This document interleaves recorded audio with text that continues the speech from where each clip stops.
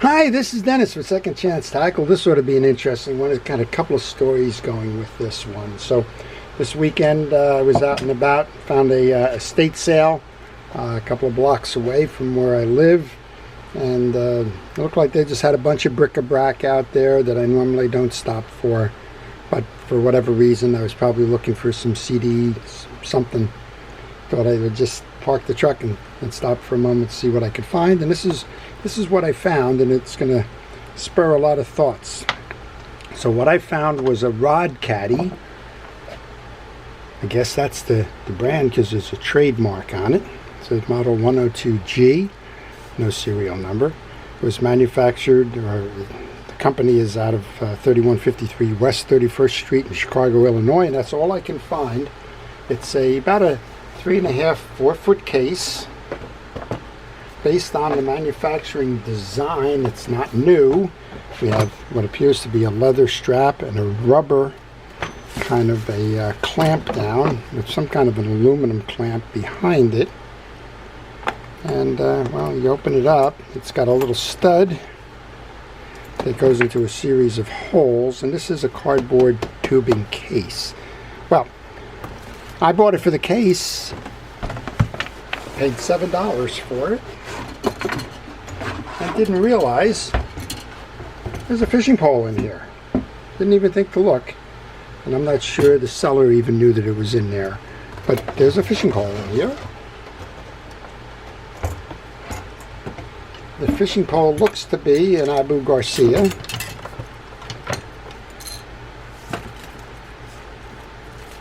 Can't tell much of it. It's a medium to heavy, fast taper, 7-foot pole, or 7.5-foot pole. And that got me to thinking, I've got the reel for this that I've been waiting kind of for a pole for. And I've kind of previewed it somewhere in the past saying I'm going to get to it, and well, things haven't got me to it. But I've got a reel for it. And that's what we're going to work on today. So just a whole bunch of little happenstances that led me to my Shakespeare Spin Wonder 2065 that's absolutely frozen. Hard to move, can't turn it with the handle. If you do put a lot of effort on it, you can turn the rotor. And if you turn the rotor, you'll notice that there's a little bit of movement in the handle. And I think we're going to have success. This is what I call a grease-choked reel. It's a reel that I got out of a group of reels that I purchased. And I didn't pay much for it, well, because it doesn't work. And you know, the sellers on reel flea markets and the like, they just assume something's broken inside and it's a parts reel. I think it's more than that. I think this is a reel that we can restore. We can put on that what's probably a period correct pole somewhere in the 70s. Put it into that rod carrier, even maybe. Take it fishing. I'm going to be taking my grandsons fishing this week. And well, we're going to see, maybe, just maybe, if this reel can accompany us. All right, let's start by taking off the pieces and parts. And as we do, I want to encourage you, if you haven't already subscribed, to subscribe to the channel. The channel covers all kinds of things. This is one of them, how to give this reel a second chance. That's what it's named for. But it's essentially looking over my shoulder in my shop to see how the reels are made, how to keep them fishing, how to service them, a little bit of a story behind the manufacturers and makeups of these reels, and well, a lot of odds and ends kind of stuff about the reel manufacturer himself. So this is a Shakespeare reel that was made in the United States, and well, this is a so I just see. I can't tell. It says model, I think it says 07. But that doesn't make any sense. Oh, it just says model, M-O-D-E-L. There you go. All right, let's take the side plate off. And I think what we're going to see here is just a bunch of absolute dried grease madness. Now, I have candidates on my wall of shame that are reels that, well, they couldn't be saved. Or they've just been so grease choked in that I had to take a picture of them. Just to remind me that, well, Not every reel gets serviced as frequently as it should.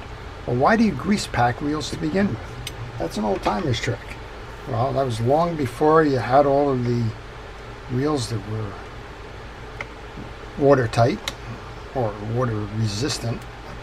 Water got in these cases pretty easily, and they would wreak havoc on the gearing and the like. So what the old-timers used to do is they would grease pack the reels so that, well, the grease would act as a displacement against the water. Wow. Wow. In this case, I think it acted as cement. This should just kind of pop off right now. It's not. I'm just going to use a little leverage here. I'm going to use my razor knife as a method to separate the case. This case is in beautiful condition, so I don't want to risk making a mess out of this, but here we go. We can see that it's just totally chunked with old grease, which is, well, experience has taught me that's what it was going to be. And we can see that's no longer pliable. It certainly isn't anything that we'd be proud of. And this has got the main gear assembly in it, the anti-reverse assembly in it, a drive gear for your oscillation system. And the main gear actually intersects with a transition gear for the pinion gear up top here. And well, we will work to get that out and about. All right, let's do two things. Let's see if we can get this out. Oh, there you go. This one's probably the cause for why this thing is doing poorly. It's not moving. So my old friend, the penetrating oil, we're going to just let it soak in there. I'm going to take it just like that, put it in a slightly open clamp. I have a bench vise here that'll work for that. And let's see if we can spin the reel now. Boy, this is really something. So we'll just continue down this path. Now, for those of you that don't like to be as adventurous as I do, there are schematics available. I've kind of worked on a few of these in the past, so I sort of know what I'm doing here. But what we're going to be doing here is just taking off the pieces and parts that are kind of glued in here with the old grease. And you'll notice I'm wearing a protective glove here. It's probably the best way to do that. Right now I'm just trying to see if I have a screw or if this could just simply lift off. I think this can just simply lift off. There's 3 posts on here. You pretty much have to line up. Boy, they really are stuck. Alright, well what I'm going to do here, I'm going to hose this down with my friend, the penetrating oil. Just take a couple of the bigger chunks out of here. I'm going to let it sit. I'm going to go for a little coffee break maybe, whatever we want to call that. And we'll come back to it after I spray and let the penetrating oil do its thing. Okay, well, patience usually pays off. We've been away for a little while now, and I've been spinning the reel, and the secondary drive is working its way out, so we can remove that gear. And this is where taking pictures is going to help an awful lot, because, well, probably going to have a hard time finding the schematic for this reel. So just make sure that you take your time and take a lot of pictures. In this case, we know that we've got a lot of dried grease throughout this reel. It's showing itself here. You can see how it just cakes off. So this is an iterative process. This is one where you're going to squirt the reel down with something to dissolve the grease. In this case, I'm using penetrating oil. I'm using a series of picks. You can use this. You can use a safety pin like this, anything with a fine tip, and just work your way through, because that's why this reel can't turn. All of the grease has dried in the channels of the gearing and stuck, and well, that just causes the issue. So Something to note here, this reel didn't cost much, a couple of dollars maybe as a parts reel, because, well, the vendor, if he didn't know it, was told it, and it didn't work. And having no information about the reel whatsoever, the vendor decided it was a good deal just to get rid of it, and that's what they did. All right, we're going to just soak that and let that sit. And one of the things I noticed as I was cleaning this, and I've worked on this reel, these types of reels before, forgotten a lot of it, but this should come out now. There we go, it's coming up and out. And you can see it's the same thing here. We're just got a lot of dirt and grease, and then we got a lot sitting in the cavity here, and that's, oh, is there any reason why that would cause the thing to slow down a little bit? Just a little bit maybe? Being facetious, of course, but that's what you want to do. You just want to make sure that we can get all of this out and away. Well, I did go through a roll of paper towels with this. I think we'll do one more here. We're going to take that same pick, and you can see how the tracks here, which should be clean, are just loaded up with this grease. So we're getting that out of the way. Beautiful materials. I was trying to find out when this reel was made. It's the 1960s, I believe. Usually Shakespeare would have a code on it, but I'm not finding the code. I do believe it's the 60s. I'll go back and do some more research on that. It should match nicely with that pole I found in the carrier. And we'll see. I'd love to take it out on a boat with my grandson. One of my grandsons, maybe both of my grandsons. I'll have to see if both are available at the same time. And, well, show them that an old fishing pole and reel can catch fish as good, if not better, than some of the other stuff that's out in the marketplace today. All right, we're going to do the same thing here we just did with the other one. Going to spray it down again. And it's an iterative process, so we'll just take our time. I'll move this along and let you see some of the other things that are involved here. All right, we've got that one sitting, this one sitting.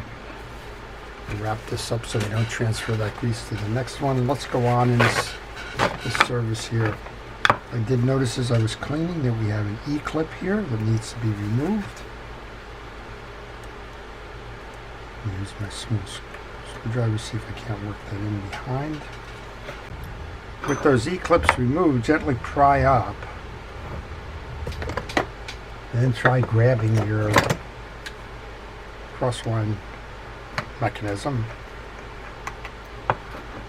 We can see that that's all full of dirt and grease, and let's get that crosswind, get that block off, get the gear out. Then we'll just continue scraping a little bit. Try and get the rest of these pieces and parts freed up.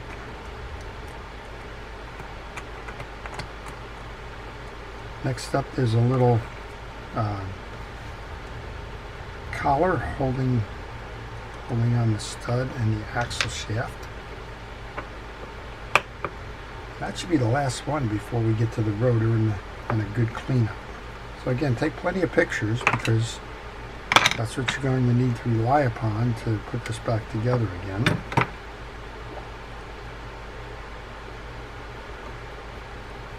And I am certain that the reel will work. It's a matter of getting this all cleaned up. Now, I think this comes off now, or at least we should be able to pull up and out. And like everything else, this is kind of stuck as well. So I'll pause the video here. We'll get the axle shaft out, we'll clean up, and we'll come back and kind of show you a little bit more about the reassembly of this. But I think what we're learning here is all about the time and effort it takes and the patience it takes to get this reel fishing again. All right, just scrape that up. I'm going to cut to stop the video for a moment. We'll come back a little bit. I've removed the pin. And next is to work that axle shaft up and out. Now, right now I'm just noticing this whole axle shaft is having a tough time.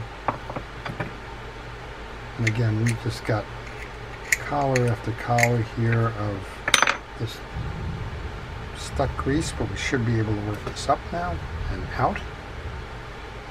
All of these pieces and parts go in the parts tray. And again, we'll do another little wet down here. And my glove, I've taken my glove off because it's very humid in here. My hand is sweating. It's becoming ineffective to try and work on the wheel with that. Next up then, we're going to try and take off the rotor cap and get the rest of that pinion gear out of here. There's a retention clip, and I think this is probably coming out by itself. Seems to be pretty loose. Try and size up the right socket.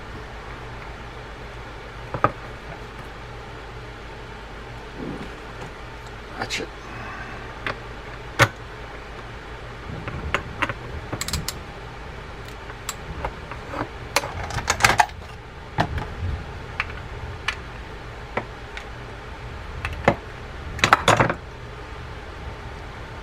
Remove the ratchet nut, retention clip, the click,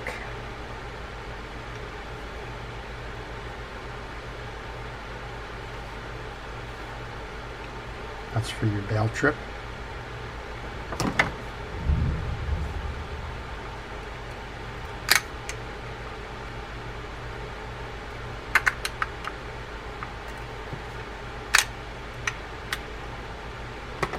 Now we should be able to pull up.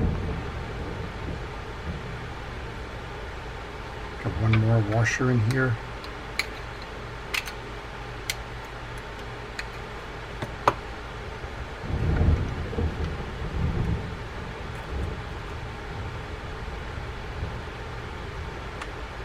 Now this rotor should come up.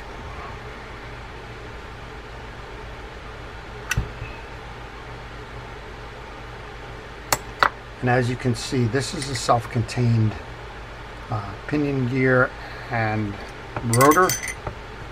So we're back to cleaning again. Soak it. And now we can clean the inner case here. I'm going to let that sit, and again, I apologize for all of the cuts and takes, but this is just a matter of patience and letting the penetrating oil do its stuff. And while I'm at it, I haven't tested the bail, but we'll just put a squirt on the bail as well, and we'll come back yet again. Alright, let's reassemble this thing, see if everything that we've done makes a difference. I have no doubt that it will. I'm really optimistic that I will be able to put it onto this rod that I found. It's a surprise bonus in that rod carrier. And we're going to start by greasing up the parts that we just took all the old grease off. Now we're not going to over grease it. There was a lot of that, of course, that we had to scrape away. We don't want to do that again. Now you can avoid that if you service your wheels on a regular basis. And what's regular? It's annual. You should be able to avoid ever getting into a situation where this stuff is just drying up on you. All right, good amount of grease onto your pinion. Sounds like we've got quite the thunderstorm going on out there. Give it a spin, and then, well, that's certainly doing what it should be doing. Let's go ahead and get that little anchor. Get that placed back on your piece. Oops, that was a whoops. You notice that there was a washer underneath that. And we have this piece. We had our tie down.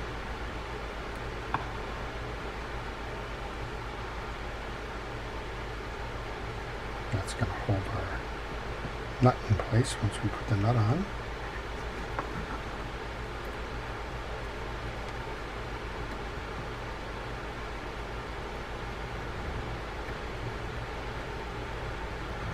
Now we can grab that nut.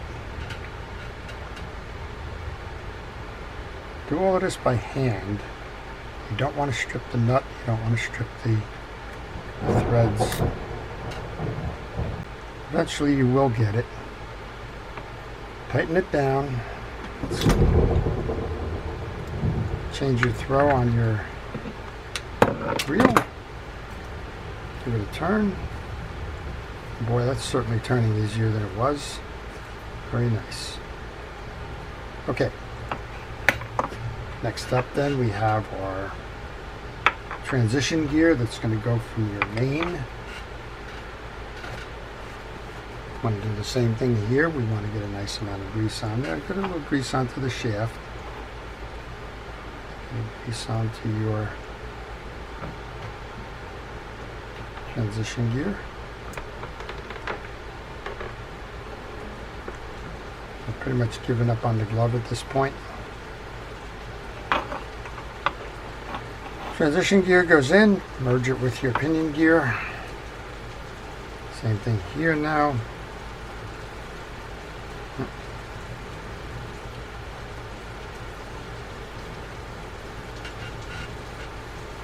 Good amount. Put that back on.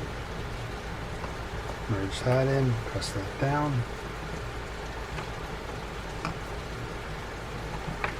Wipe off that oscillation gear that still has some old grease on it.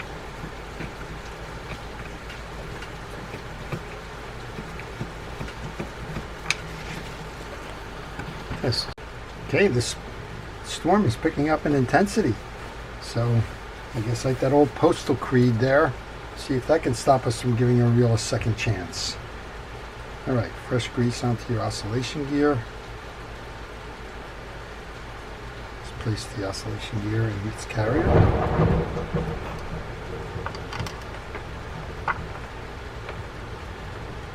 Like to bring the stud down on that. Next up, we want to insert our axle shaft, but I want to clean that piece. It's the stud for this. Bring our axle shaft over, make sure that's cleaned.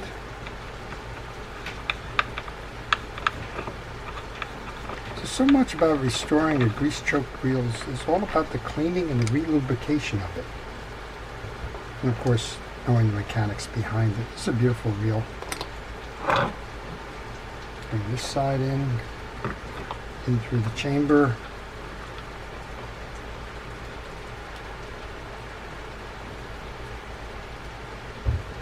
That mounts into the hole in your axle shaft. And you have the screw that goes in there. Wow, that's some storm for us.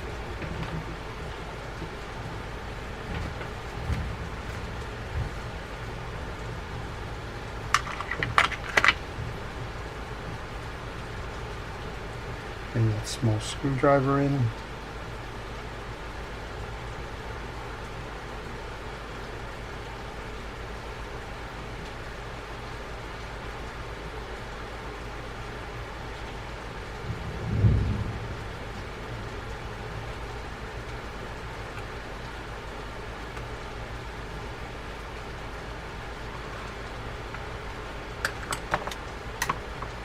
Finish it with the bigger one.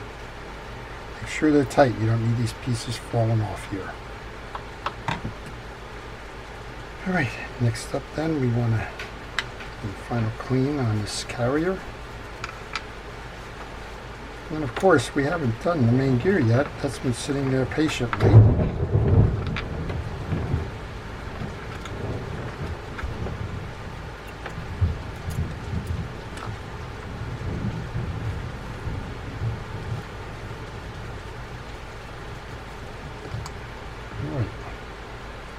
Piece there, piece on the back side for the slides. This is a three-way alignment here, top, bottom, and over the stud of the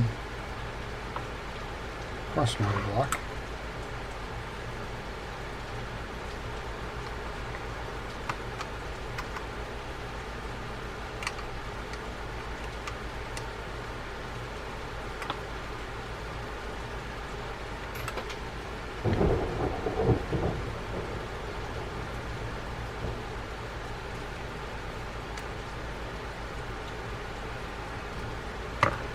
Once you've reassembled, we have the two E-clips that need to go on.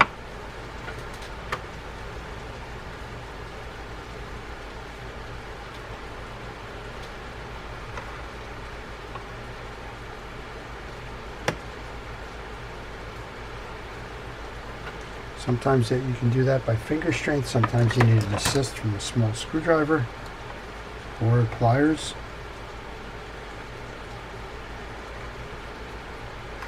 Good on that one.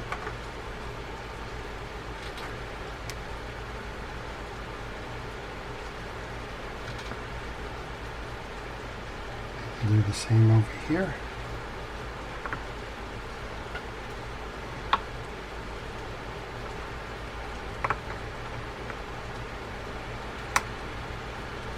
Okay, that should work well. Very good. Now we need to turn our attention to that main gear. It's been soaking for some time now. If you can't just work that main gear out, there we go. Same story here that we had with the other one. It's going to take a little bit of cleaning. We've had it sitting, and that's the best thing to do with penetrating wire. Just let it sit, let it do its own job. If you try to rush these things, generally all you're doing is disrupting the meltdown of the pieces. So as you notice, we pretty much worked on that whole reel, just letting this sit off to the side. Now we're back to scraping and cleaning.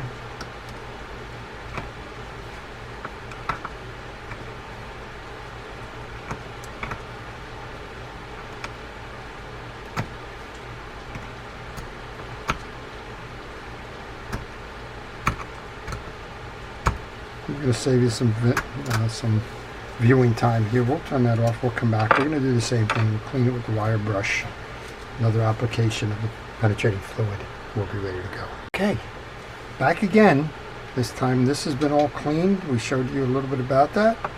Cleaned up the back case, made sure that the anti-reverse works nicely. And when you put the anti-reverse and the main gear back in, put that in the off position. The main gear has been cleaned, so we're going to take our time here. Move some of the tools out of the way. Put a little bit of grease back onto the shaft. And the two gears that are going to drive gears. Bottom one here is your anti-reverse ratchet. That doesn't get grease.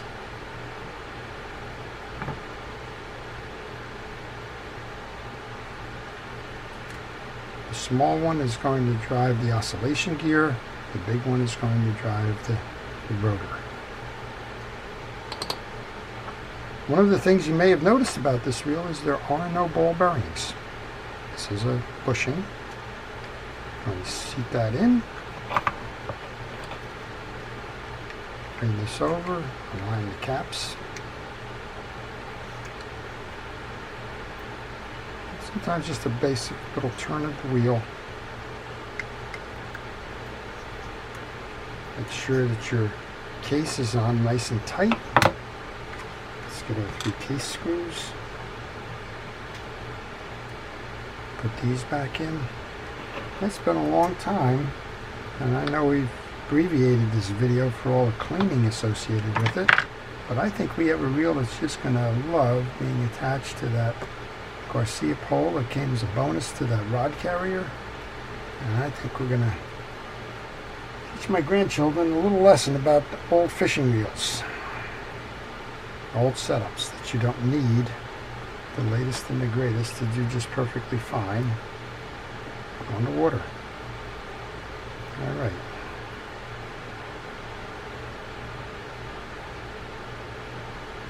One more to go.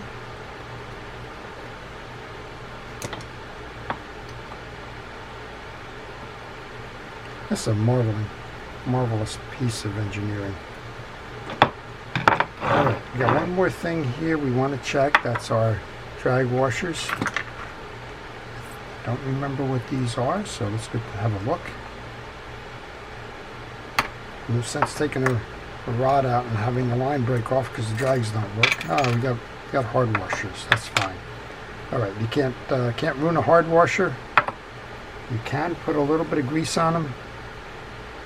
So I'm going to actually just use the grease on my fishing reel brush.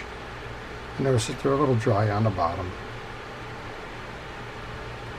We're going to alternate our washers, metals with the drag washers. You have 2 keyed washers, which are the round ones with the rectangular centers. And we have one that's an eared washer. That one goes in the middle. That one's next. It rides in the slot in the case. That would be this one. There's two slots. It rides in the slots like that. I think these might be cork washers. Hard to say. If cork is permeable, then what we're doing here is wonderful for the cork. We're just filling those little micro holes in there to keep that flexible. Okay. That is essentially the service and more of this Shakespeare Wonder Wheel. Time to put this on.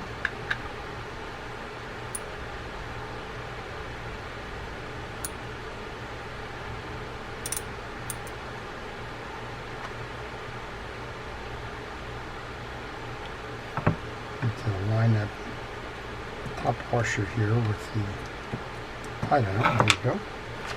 Put the button back on. This is a beautiful looking wheel. That's what caught my eye, and it was a shame when I went to purchase it that what caught my eye was that it wasn't working. Alright, handle goes back on.